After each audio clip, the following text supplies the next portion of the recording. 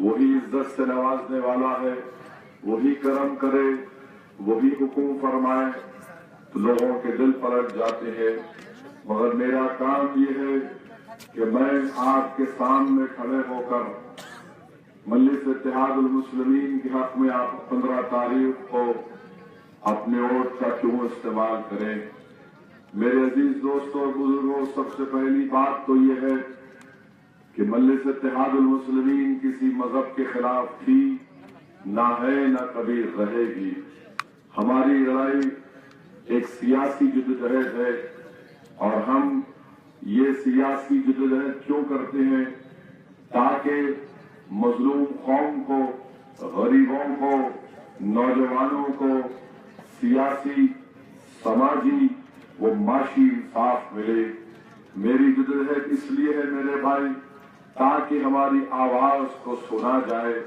हमारी जद्दोजहद ये है कि हमारी तहजीब को, हमारी जबान को, हमारे रस्म खत को तहफ़्फ़ुज़ मिले। मेरी लड़ाई इसलिए है कि हमारी इबादत गाहों का तहफ़्फ़ुज़ हो।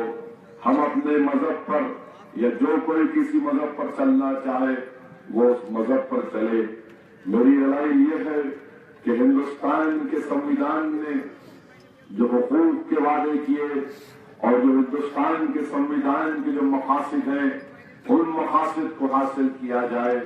मेरी लड़ाई ये है कि हमारे संविधान ने मुझे और हिंदुस्तानी को इस बात की तमानियत दी कि इंसाफ होगा, चाहे वो सियासी हो या समाजी हो। हमारा संविधान की दस्तूर की दफा 29, 30, 14 और 21 ये कहती है कि हमको हमारे बुनियादी हुकूक मिले। ये मजलिस इत्तेहादुल मुस्लिमीन की लड़ाई है। मेरे अजीज दोस्तों और बुजुर्गों, पिछले 5 साल में यहां पर समाजवादी पार्टी की हुकूमत है। 2012 में उत्तर प्रदेश की अवाम ने समाजवादी पार्टी को कामयाब किया। 200 से ज्यादा उनके एमएलए या विधायक कामयाब हुए। समाजवादी पार्टी ने अपना जब वादे किए थे, इलेक्शन मैनिफेस्टो 2012 में जारी किया था, अखिलेश यादव ने कई वादे किए। मैं आपके सामने खड़े होकर ये जिम्मेदारी के साथ अर्ज कर रहा हूं कि 15 तारीख को समाजवादी पार्टी आपके वोट की हकदार नहीं है। क्यों नहीं है? इसलिए नहीं है कि हमारी तहजीब हमारी जिंदगियों में एक बहुत बड़ा रोल अदा करती है और वो तहजीब का बुनियादी हिस्सा ये होता है कि हम अपने बुजुर्गों की इज्जत करते हैं। हम अपने माँ बाप के सामने अपने सर को झुका देते हैं। आज यही अखिलेश यादव के पिताजी, इनके वालिद बुजुर्गवार कल इटावा में जलसा कर रहे थे और जलसे में उन्होंने जो बातें कही, जिसकी बुनियाद पर मैं उत्तर प्रदेश के आवाम से कह रहा हूं कि वो उनके वोट के हकदार नहीं है। क्या कहा मुलायम सिंह यादव ने? कहा कि एक वोट मेरे भाई को दे दो और दूसरी जगह लोकदल को वोट दे दो। जब घर में जिस शख्स ने इनको पैदा किया उन्हीं के पिताजी ये कह रहे हैं कि मेरे बेटे को वोट मत दो, तो 15 तारीख का के दिन आपको मजलिस इत्तेहादुल मुस्लिमीन को वोट देना है। और याद रखिए, अगर मैं कहता ये बात तो मजलिस के मुखालिफिन बोलते, अरे ये तो भड़काऊ भाषण देने में माहिर है, ये जज्बाती तकारीर करने में माहिर है, इसकी बात का क्या यकीन करे। कल अखिलेश यादव के पिताजी कह रहे हैं तो थोड़ा बहुत तो यकीन आपको भी करना पड़ेगा। अगर इसमें पूरी सच्चाई नहीं है तो हो सकता है कि 50% इसमें सच्चाई होगी। मगर अजीज दोस्तों और बुजुर्गों, सच्चाई तो ये है कि जो वादे अखिलेश ने किए थे, कल लखनऊ में प्रेस कॉन्फ्रेंस कर रहे थे। मैं अखिलेश यादव को लखनऊ का नया बादशाह बोलता हूं। और मोदी को दिल्ली का बादशाह कहता हूं। ये दोनों बादशाह मिलकर एक तो हिंदुस्तान के अवाम का नुकसान कर दिए, ये उत्तर प्रदेश के अवाम का नुकसान कर दिए। कल प्रेस कॉन्फ्रेंस में अखिलेश यादव ने यह कहा, जब किसी सहाफी ने प्रेस के लोगों ने सवाल किया कि उत्तर प्रदेश के अल्पसंख्यक समाज के लिए, अक़लियतों के लिए, माइनॉरिटीज के लिए आपने क्या किया, आपको क्यों वोट दे, तो अखिलेश यादव ने कहा कि मेरी सरकार ने 85 गवर्नमेंट के स्कीमों में अक़लियतों को, अल्पसंख्यक समाज को 20% हिस्सा हमने दिया। मेरे भाई, मैं चैलेंज के साथ ये बात कह रहा हूं, बड़ी जिम्मेदारी के साथ कह रहा हूं कि पिछले 5 साल में वो 80 स्कीम जिसमें अखिलेश ने 20% वादा किया था अक़लियतों को, अल्पसंख्यक समाज को, 5 साल में 2016 13 मई को उस वक्त के चीफ सेक्रेटरी ने मीटिंग ली, उसके बाद से आज तक कोई मीटिंग नहीं हुई। ये किसी ने आरटीआई का एप्लीकेशन डाला था और उस आरटीआई के एप्लीकेशन में जवाब मिला। मैं अखिलेश यादव से चैलेंज कर रहा हूं कि 15 तारीख से पहले आप बता दो वो कौन सी 80 स्कीमों में आपने अक़लियतों को, अल्पसंख्यक समाज को उनका 20% हिस्सा दिया। वो 80 स्कीमों में ये भी स्कीम थी कि स्कूल खोले जाएंगे।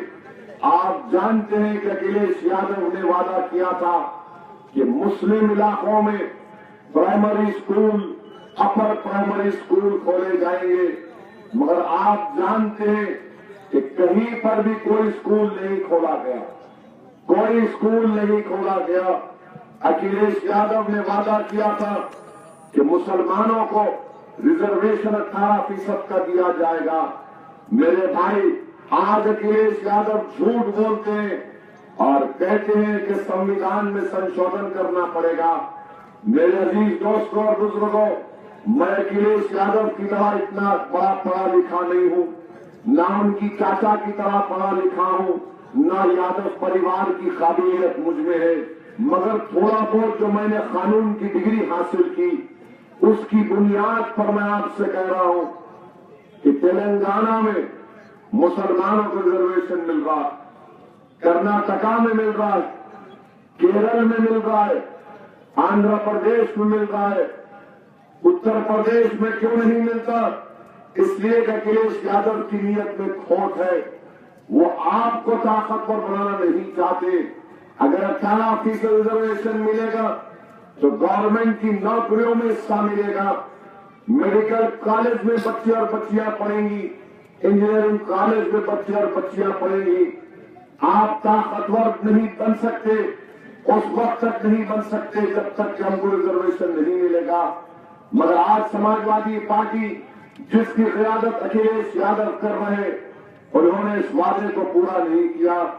अजीज दोस्तों और बुजुर्गों, इन्होंने वादा किया था कि जो जेल में बच्चे हैं उनको रिहा किया जाएगा। बताइए, मैं चैलेंज करता हूं फिर से अखिलेश यादव को, तुम अपने 5 साल के इक़्तिदार में मुझे सिर्फ 200 ऐसे बच्चों को बता दो जिसको तुम्हारी हुकूमत ने छोड़ा, उनको कंपनसेशन दिया जो तुमने वादा किया था। और इन्होंने कहा था कि जिन पुलिस वालों ने गलती करके उन बच्चों को डाला था उनके खिलाफ एक्शन लिया जाएगा।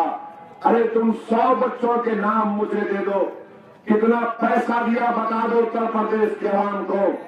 मेरे भाई नहीं बता सकते, इनके पास कोई रिकॉर्ड नहीं है।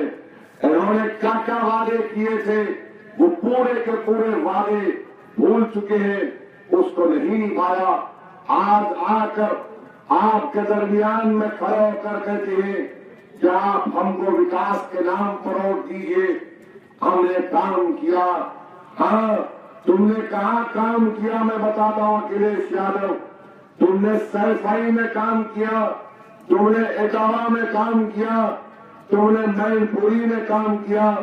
इसलिए काम किया क्योंकि वो आपके चाचा और परिवार के इलाके हैं। मगर क्या तुमने नगीना के विधानसभा में काम किया?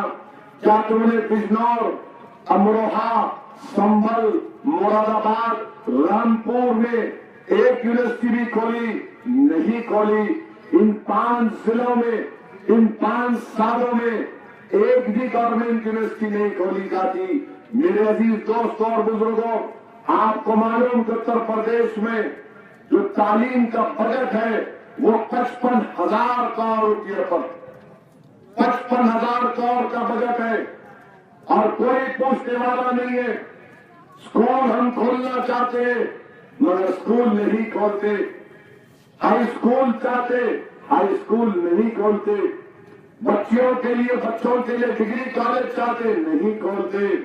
जब स्कूल का मुतालबा करते तो पुलिस स्टेशन खोल देते हमारे इलाके में। यही इनकी पॉलिसी रही कि स्कूल खोलो, नहीं खोलेंगे। अस्पताल खोलो, नहीं खोलेंगे। शराब खाने और जुए खाने खोल दिए जाते हैं। मेरे अजीज दोस्तों और बुजुर्गों, 5 साल में उन्होंने कुछ नहीं किया और फिर आप खुद अंदाजा लगाइए कि ऐसी हुकूमत जो आज आपसे वोट का मुतालबा कर रही है, वो वोट आपके लेने के लिए हकदार नहीं है। मेरे भाई, मेरे बुजुर्गों, फिर इनका एक और वादा किया था। क्या वादा किया था? कि मुस्लिम इलाकों में कैंप लगाएंगे, नौजवानों को नौकरियां दिलाएंगे पुलिस में। मेरे भाई, मुसलमान तो छोड़ो, ये पुलिस वाले आज जो इंतजामात में लगे हैं, ये 2-2, 3-3 पुलिस का काम कर रहे हैं। कैसे कर रहे हैं? पूरे उत्तर प्रदेश में 3,65,000 पुलिस की सैंक्शन जायदादें, मंजूर शुदा जायदादें। आज उत्तर प्रदेश में सिर्फ 1,65,000 पुलिस के लोग काम कर रहे हैं। 1,90,000 जायदादें खाली पड़ी हुई है।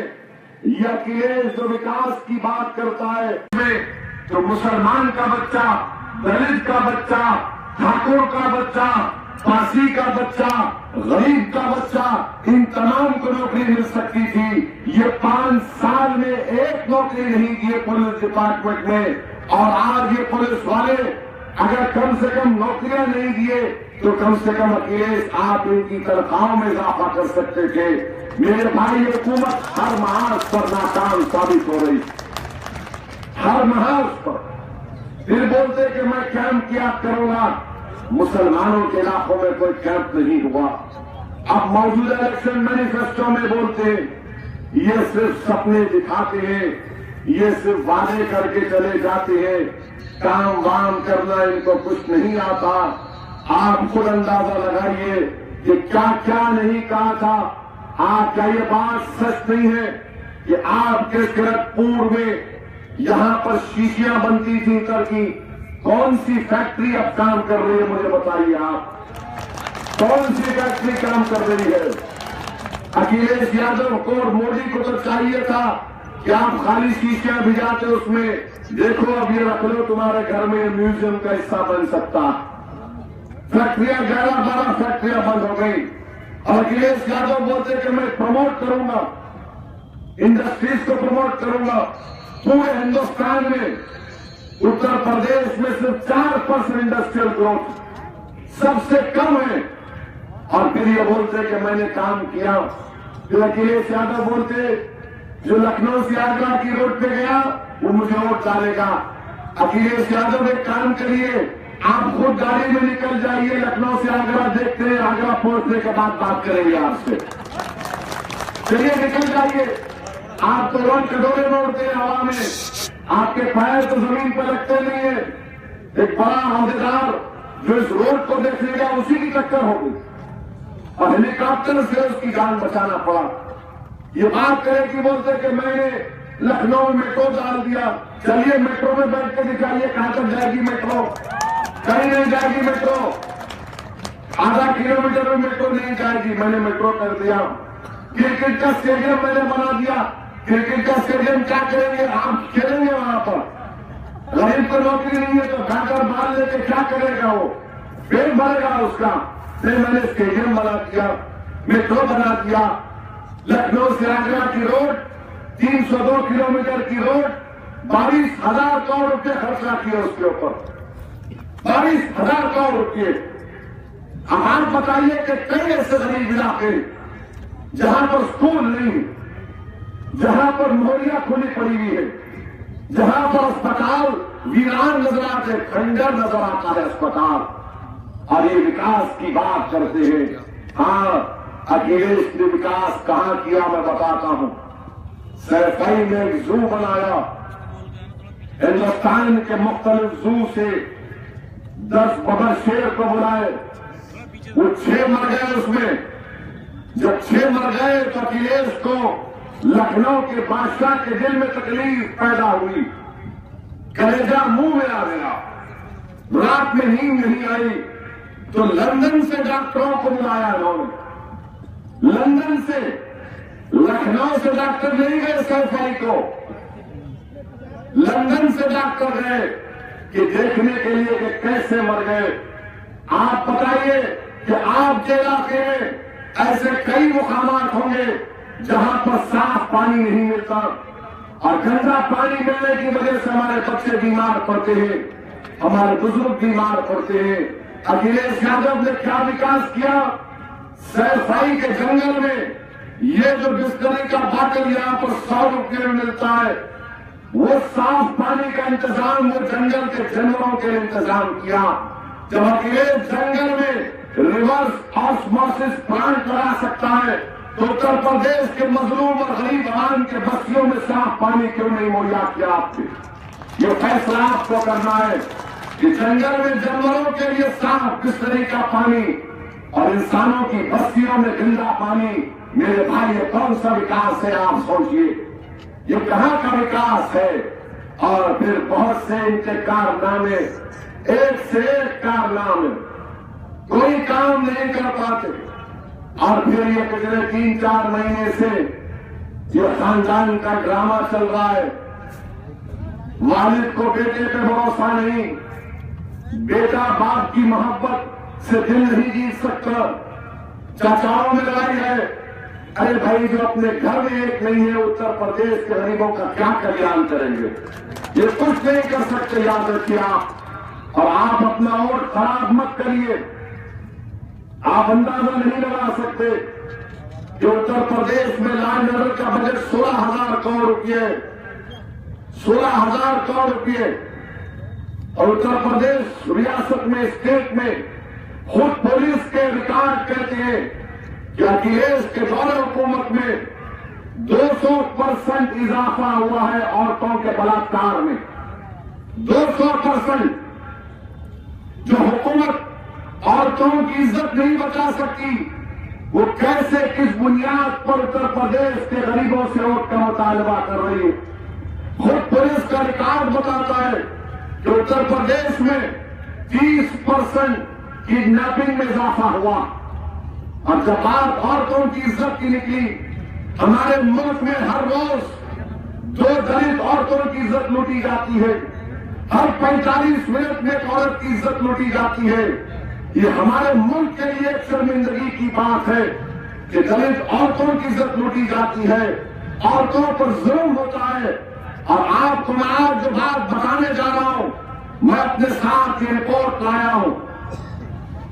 2 दिन पहले दिल्ली में एक इंटरनेशनल बैन अखवामी ह्यूमन राइट्स की तंजीम है जिसका नाम एमनेस्टी इंटरनेशनल है। एमनेस्टी इंटरनेशनल ने इस रिपोर्ट को जारी किया, और रिपोर्ट अंग्रेजी में लिखा लूजिंग फेथ, यानी टूटता हुआ भरोसा, भरोसा टूट गया। इसमें इस रिपोर्ट में जिक्र है उन 7 खवातीन का जिनकी अस्मत-रेजी की गई थी मुजफ्फरनगर के फसाद के बाद। उनकी आप बीती को बयान किया गया इस रिपोर्ट में, जिसमें कहा गया कि जिनकी जब इज्जत लूटी गई, उसके बाद से आज तक वो इंसाफ के लिए लड़ रही है। 3 साल हो गए, किसी एक को सजा नहीं हुई उस जालिम को। इन 7 खवातीन का नाम उन्होंने लिखा, मैंने कल जो अपनी तकरीर में इस रिपोर्ट का हवाला दिया और उन खवातीन का नाम पढ़ा तो बहुत से लोगों को तकलीफ हुई। हाँ, तुमको तकलीफ हुई होगी, मुझे भी तकलीफ है। मैं कानून जानता हूं और कानून ये कहता है कि जिस औरत की इज्जत लूटी जाती है, जिसका बलात्कार होता है, उसका नाम नहीं लिया जाता, मगर रिपोर्ट में नाम लिखा है। मैं उन नाम को पढ़ रहा हूं, मैं कानून को जानता हूं, ऐसा मैं नहीं कह रहा हूं। मेरे भाई, रिपोर्ट के सफे नंबर 10 पर जाकर देखो, इसमें औरत का नाम लिखा है फातिमा, एक का नाम गजारा लिखा है। रिपोर्ट के सफे नंबर 4 पे जाओ, जिसमें गजारा कह रही है कि 3 लोगों ने मुझे धमकी दी, फिर मेरी इज्जत लूटी और कहा कि अगर तुम चीख पुकार करोगी तो तुम्हारे 4 साल के बच्चे को मार दिया जाएगा। यह खातून गजारा कहती है। इसने फर्स्ट इंफॉर्मेशन रिपोर्ट में लिखा है एफआईआर में, जब 3 जालिमों ने इससे वो सलूक किया तो ये गजारा उठती है और अपने जिस्म को धोती है पानी से, अपने बच्चे को पानी पिलाती है। वो बच्चा जो अपनी मां से जो सलूक किया जा रहा था देखकर बेहोश हो गया, ये मां उस बच्चे को पानी पिलाती है। ये गजारा कोर्ट में जाकर कह दी कि मैं इन जालिमों को नहीं जानती, क्योंकि जब कोर्ट को जा रही थी वही जालिम शाल ओढ़कर आए और कोर्ट के बाहर उसके बच्चे के पेशानी पर तकंचा रखकर कहा, अगर तुम जाओगी कोर्ट में तो तुमको गोली मारे। समाजवादी पार्टी औरतों की इज्जत लेने वालों की तारीफ करती है। अगर आज आप एक मुखलिस नुमाइंदे को कामयाब करेंगे तो पुलिस काम करना चाहती है, मगर पुलिस को ये सत्ता में बैठने वाले लोग काम करने नहीं देते। जब हाशिमपुरा का कांड हुआ, जब 40 से ज्यादा लोगों को ले जाकर नदी के किनारे पर गोली मारकर फेंक दिया गया, तो रिटायर्ड पुलिस का ऑफिसर विभूति राय ने अपनी किताब में लिखा, अगर पुलिस हुकूमत और पुलिस चाहती तो 24 घंटे में फसाद उठ जाता।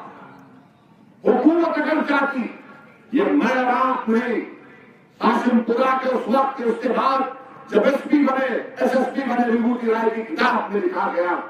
मेरे भाई, जब आप वोट डालने जाएंगे तो ये सोच कर वोट डालिए कि उत्तर प्रदेश में किसी लॉ एंड ऑर्डर की गड़बड़ नहीं होगी, उत्तर प्रदेश में गुंडाइज्म तो खत्म होगा, उत्तर प्रदेश में माफिया खत्म होगा, उत्तर प्रदेश में कोई जुल्म नहीं करेगा, तभी जाकर ये उत्तर प्रदेश बनेगा।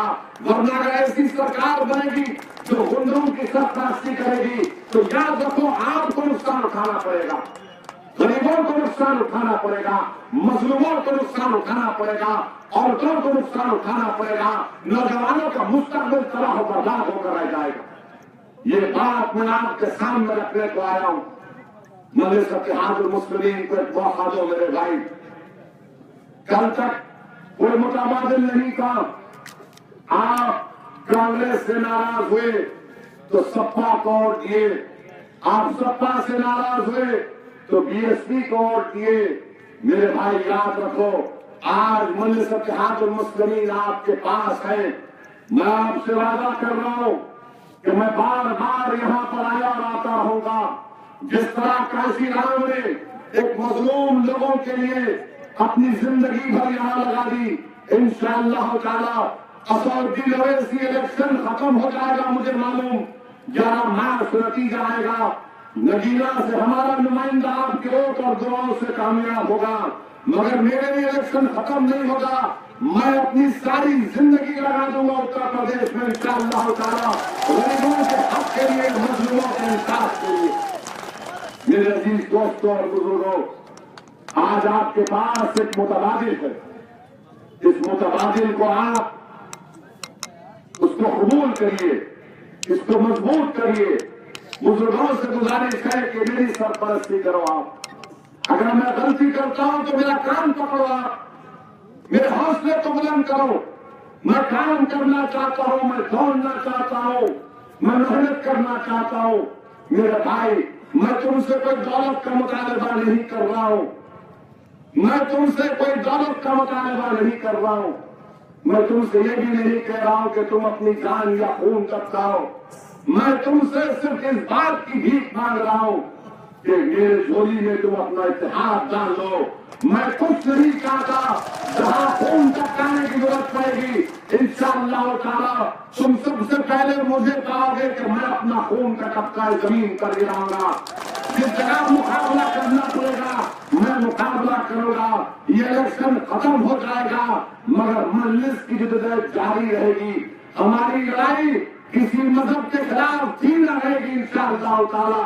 हमारी लड़ाई गरीब मजलूम आवाम के इंसाफ की लड़ाई है। हमारी लड़ाई समाजी इंसाफ की लड़ाई। हमारी लड़ाई हमारी आवाज को सुना जाए। हमारी लड़ाई यह है कि तुम मुझे इज्जत की निगाहों से देखो, तुम मुझे इज्जत की निगाहों से देखो। तुम मुझे हिकारत की निगाहों से नहीं देख सकते, तुम मुझसे नफरत नहीं कर सकते।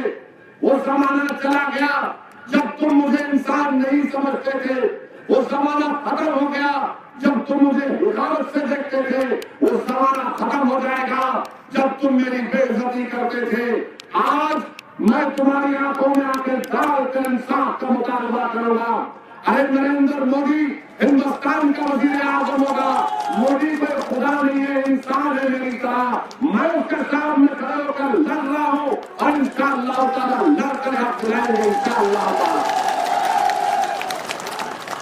मेरे अजीज दोस्तों और बुजुर्गों, जब मजलिस इलेक्शन लड़ने आई तो फौरन आपने सुना होगा कि वो पुरानी बूढ़ी कांग्रेस और ये साइकिल चलाने वाले सपा वाले, नहीं मालूम कि कभी साइकिल का चेन है या उसमें पंक्चर हुआ टायर में, ये सपा वाले बीएसपी वाले शुरू कर दिए। अरे ये ओवैसी, इसकी पार्टी, ये तो फिरका परस्त है, ये कम्युनल है। फिर दूसरा बोलेंगे ये वोट काटेगा। बीजेपी बोलेगी ये आतंकवादियों की मदद करता है, ये गद्दार है। यानी मेरे सर पे टोपी डाली तो मैं आतंकवादियों की मदद करता हूं क्योंकि मैं अपने हक के लिए लड़ रहा हूं। तो सपा बीएसपी कांग्रेस की नजर में मैं सेकुलर नहीं हूं। याद रखो, सपा कांग्रेस बीएसपी वालों और बीजेपी वालों, क्या आप कोई दुकान खोलकर बैठे हैं कि कोई आपके पास आएगा तो आप सर्टिफिकेट लिख के देंगे ये राष्ट्रवाद है, ये राष्ट्रवादी है। कोई आपकी दुकान पर आएगा तो आप बोलेंगे सेकुलर है। अरे भाड़ में जाए तुम्हारी दुकान, तुम्हारी दुकान की अहमियत मेरे जूती के फूल के बराबर नहीं। नहीं चाहिए मुझे तुम्हारा सर्टिफिकेट, मुझे सर्टिफिकेट मिल चुका है। सन 57 की जंग आजादी मैंने अपने खून से शुरू की थी, वही मेरे राष्ट्रवाद का सर्टिफिकेट है, वही मेरे सेकुलरिज्म का सर्टिफिकेट है। तुम्हारे सर्टिफिकेट की जरूरत नहीं है। तुम अगर दुकान चलाना चाहते हो तो चलाओ, मगर अब तुम्हारी दुकान को बंद करा के रहूंगा मैं इंशाअल्लाह ताला। तुम धोखा देते रहे, तुम सेकुलरिज्म के नाम पर गरीब और मुस्लिम आवाम को धोखा देते रहे। तुम सेकुलरिज्म के नाम पर जब कभी इलेक्शन आता है, सोचिए थोड़ी देर के लिए मैं जो कुछ कह रहा हूं। इलेक्शन आया तो फौरन कांग्रेस सपा शुरू हो गए, बीएसपी बनना शुरू कर दी। देखिए भाइयों, सेकुलरिज्म को बचाना है। अखबारात में लिखना शुरू कर दिया 19% का क्या होगा, ये 19% कहां जाएंगे उत्तर प्रदेश में। फिर कहा गया मोदी को रोकना है, आप ओवैसी को मत दो, मोदी को रोकना। मैं इनसे पूछना चाह रहा हूं, सेकुलरिज्म का तो आप नाम लेते हैं और हर बार जब इलेक्शन आता तो किसी मेरे ऐसे आदमी को पकड़ लेते जिसके चेहरे पर दाढ़ी होगी, टोपी होगी, उसके गले में फूल का हार डाल देंगे और उससे बोलेंगे मौलाना आप सेकुलरिज्म के मसीहा है, आप सिपाही बचा लीजिए, आप बचा लीजिए। और हमारा काम खुश हो जाते। हम बोले देखो हमको बड़ा एजाज से नवाज दिया, हमको दे दिया। और क्या करते, सामने हमको एक डब्बा दे देते कि मारो सेकुलरिज्म का बाजा बजाओ बजाओ बजाओ बजाओ। हम 65 साल से बाजा बजा रहे हैं, हम 65 साल से लोगों का बाजा बजा रहे हैं। बताओ हमने क्या हासिल किया। मैं आपसे कहने आया हूं कि इंशाअल्लाह ताला उत्तर प्रदेश में बारात भी हमारी होगी, बाजा भी हमारा होगा, बाराती भी हम होंगे, दूल्हा भी हम होंगे इंशाअल्लाह ताला। और अगर हमारी बारात में इन पार्टी के लोगों को आना है तो तुमको खून का हार करेंगे, तुम सेकुलरिज्म का आधार लेके आगे बढ़ना। बहुत हो गया। अब कराते हैं बीजेपी आरएसएस। तो मुझे बताओ 2014 के पार्लियामेंट इलेक्शन में 70 सीट पर मोदी कैसे कामयाब हुआ उत्तर प्रदेश से? क्या आपने ईमानदारी से कहिए कि क्या आपने पार्लियामेंट इलेक्शन में मोदी को वोट दिया? हाथ उठाकर बोलिए कि आपने वोट दिया? अब की बात देंगे? फिर ये सवाल करो अपने आप से, जो कांग्रेस का वोटर था वो मोदी के पैर में क्यों जाकर बैठ गया? जो सत्ता का वोटर था वो मोदी के वोट में जाकर क्यों बैठ गया? जो बीजेपी का वोटर था वो मोदी के पास कैसा चला गया?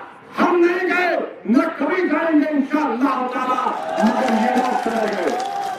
इनका वोटर चला गया, ये चला गए और मोदी को जिता दिए। और हमको क्या मिला? कुछ नहीं मिला। मुलायम सिंह यादव कामयाब हो गए, बहू कामयाब हो गई, भाई का बेटा कामयाब हो गया, भाई का नवासा कामयाब हो गया। कोई कामयाब नहीं हुए तो शफीकुर रहमान तब कामयाब नहीं हुए। ये हकीकत है, ये हकीकत है। इस पर सोचिए आप। और रहा सवाल बीजेपी का, इंशाअल्लाह ताला हिंदुस्तान के वजीर आजम आजकल जिनमें भी ख्वाब देख रहे हैं, वो समझ रहे हैं कि 11 मार्च के दिन जो नतीजे आएंगे उत्तर प्रदेश लखनऊ में उनका परचम लहराएगा। नहीं मिस्टर मोदी, इंशाअल्लाह ताला लखनऊ में जब 11 तारीख को नतीजा आएगा तो आपके ख्वाब इंशाअल्लाह ताला कितना चूर होंगे। आपकी पार्टी इलेक्शन हारेगी इंशाअल्लाह ताला। 2014 में जो उत्तर प्रदेश की आवाम ने गलती की, अब वो माहौल नहीं है, वो माहौल बदल चुका है। बीजेपी ने कहा था अच्छे दिन आएंगे, मगर अच्छे दिन नहीं आए। बीजेपी ने कहा था 15 लाख आएंगे, 15 पैसे नहीं आए। बीजेपी ने कहा था ब्लैक मनी का खात्मा होगा, ब्लैक मनी तो खत्म नहीं हुआ, गरीब खत्म होने के बहाने पर आ गया। हर महाज पर बीजेपी नाकाम साबित हुई। एक करोड़ हर साल नौकरियों का वादा किया था, 3 साल हो गए, 3 करोड़ नौकरियां निकलना था गरीबों को, मगर क्या निकला? 1.5 लाख नौकरी दिए। दूसरी तरफ अखिलेश आज कहते हैं कि मैंने 4,60,000 नौकरियां 5 साल में दी है। किरतपुर के गरीब नौजवानों, हाथ उठाकर बताओ जिस अखिलेश सरकार ने नौकरी दी होगी, किसी एक को नहीं होगी। जिसको नौकरी चाहिए हाथ उठाओ। फिर क्या 15 तारीख को तुम जाकर सपा को, बीजेपी को वोट दोगे? तो मजलिस का साथ दो मेरे भाई, मजलिस का साथ दो। बटन के निशान पर बटन दबाओ। उत्तर प्रदेश की विधानसभा में एक आवाज की जरूरत है जो बेबाक तरीके से उठे। और याद रखो, जब इंशाअल्लाह ताला मजलिस का नुमाइंदा कामयाब होगा, हमारी बहन कामयाब होगी, जब ये उत्तर प्रदेश की विधानसभा में जाएगी, अगर मिस्टर मोदी के छोटे भाई भी चीफ मिनिस्टर बन जाएंगे खुदा ना खास्ता, तो हमारी बहन खड़े होकर बोलेगी कि मेरा हक मुझे मिलना चाहिए। अब इंसाफ के दौर का आगाज होगा। हमारे वजीर आजम अदा हो रही है।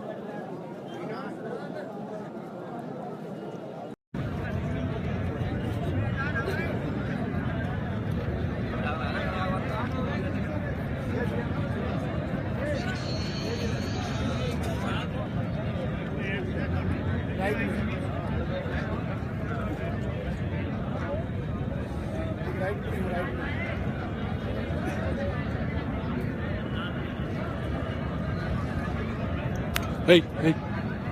चल, हाँ भाई।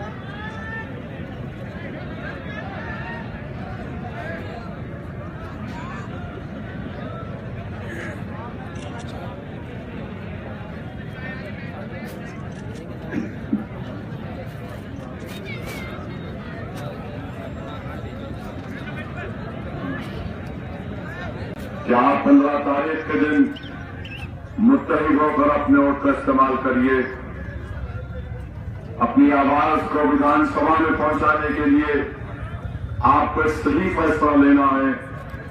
मैं इस चीज को आपके सामने दोहरा रहा हूं, जिसका मैंने बरसों पहले अपने स्कूल में इस चीज को पढ़ा था।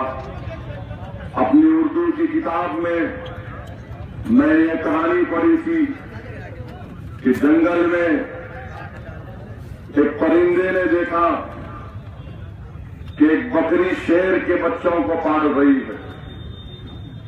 इस परिंदे ने बकरी के पास जाकर कहा कि बकरी तू क्या कर रही है?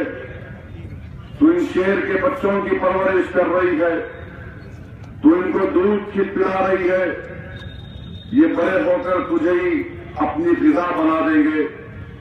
इस बकरी ने उस परिंदे से कहा कि नहीं, मैं इनकी हिफाजत कर रही हूं, ये बड़े होकर मेरी हिफाजत करेंगे। मैं इन पर आज एहसान कर रही हूं, ये मुझ पर जिंदगी भर एहसानमंद रहेंगे। और परिंदा बड़ा मुतासिर हुआ, बोला कि मैं भी किसी पर एहसान करूंगा।